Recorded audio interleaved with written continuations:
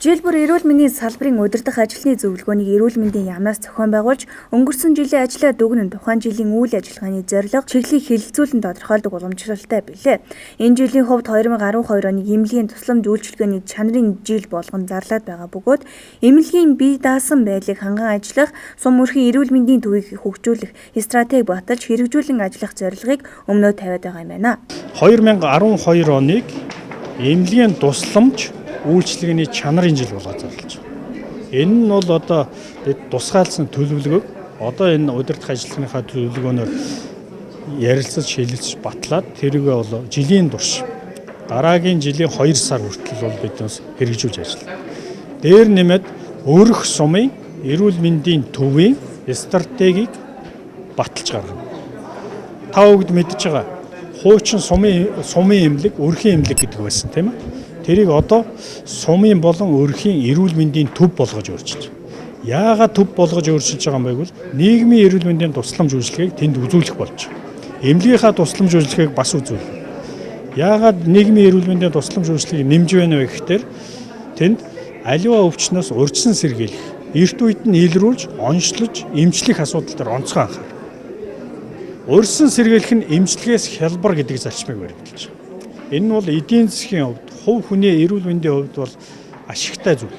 Тийм учраас энэ тогтолцоо руу бид нэвтэрж байна. Дээрх зорилгынхаа хүрээнд өөрөөр хэлбэл эмнэлгийн тусламж үйлчилгээний бодлогын хүрээнд ард иргэд эрүүл мэндийн үйлчилгээ авсны улмаас ядууралд орохгүй байх санхүүгийн тогтолцоо бий болгох түнчлэн гадаад оронд очиж эмчлүүлдэг 27 өвчнөөс 3-аас 5-ыг нь Монголдо эмчилдэг болгох зорилт тавиад байгаа юм байна. Эмнэлгийн тусламж гэдэг нь болохоор энэ эрүүл мэндийн салбарын нэг томоохон нэг хэсэг нь явж байдаг.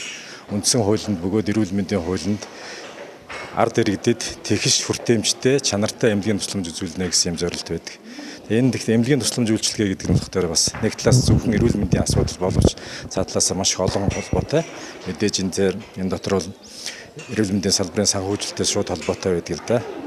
Жишээр Америкийн нэгдсэн улс гэхэд эрүүл мэндийн салбарт дотоодын нийт бүтээгдэхүүний 14% зарцуулдаг. Манайх 3.2, 3.8-ыг зарцуулдаг. Тэгэхээр энэ эргээд харах дээр бол эрүүл мэндийн чанар үйлчилгээний шууд нөлөөлдөг л дөө. Тэгээ хамгийн хэцүү нь юу гэхээр эрүүл мэндийн тусламж үйлчилгээний чанарыг бол эрүүл мэндийн яам юм уу засгийн газрын хэрэгжүүлэгч агентлаг өөрийгөө дүгндэг. Ард иргэд энийг гэдэг. Өөрөөр хэлбэл өвчлүүд үйлчлүүлэгчд дүгндэг. Тэгэхээр энэ бол бас хэцүү юм асуудал байдаг. Гэхдээ сүүлийн үед чанар үйлчилгээг сайжруулахын тулд нэлээд олон талт арга хэмжээнүүдийг авч байгаа л да.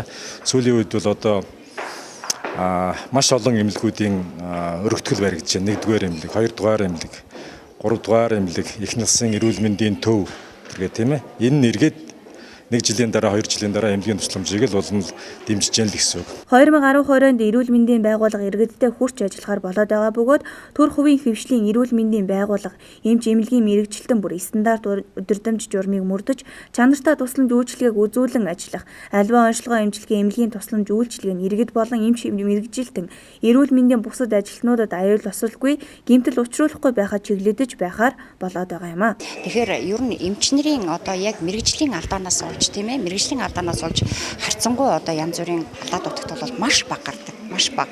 Зүгээр ер нь бол харьцаа хандлагатай ёс зүйтэй холбоотой асуудал бол байна уу байна, тийм ээ. Тэгэхээр энд тухайн одоо хувь хүний хариуцлагыг одоо сайжруулах гэдэг бол чухал асуудал байна. Өнөөдөр нэг одоо эмч, нэг одоо сувилагч одоо харьцаа хандлагын асуудал гарлаа гэхэд одоо шийдвэл тэр эмнэлэг энэ эрүүл мэндийн салбар гэсэн юм нийтлэг нэрээр яриад байдаг. Тэгэхээр энэс болоод нэг хүний 2 хүнээс болоод бүхэл бүтэн эрүүл мэндийн салбар яригдах нь бол надад харамсалтай санагддаг. Тэгэхээр ер нь хувь хүнийхээ хариуцлагыг бас нэлээд сайжруулъя гэдэг. Энэ л маань нийслэлийн эрүүл мэндийн салбар бол чиглэж төлөхөө ажиллана. Ямар ч тач манай улсын эрүүл мэндийн байгууллага энэ жил эмнэлгийн тусламж үйлчилгээнд болон чанарт онцгойлон анхаарч ажиллахаар болоод байгаа бөгөөд эмнэлгийн бааз суурийг бүхлээр нь стандартад нийцсэн байхаар төлөвлөсөн байна.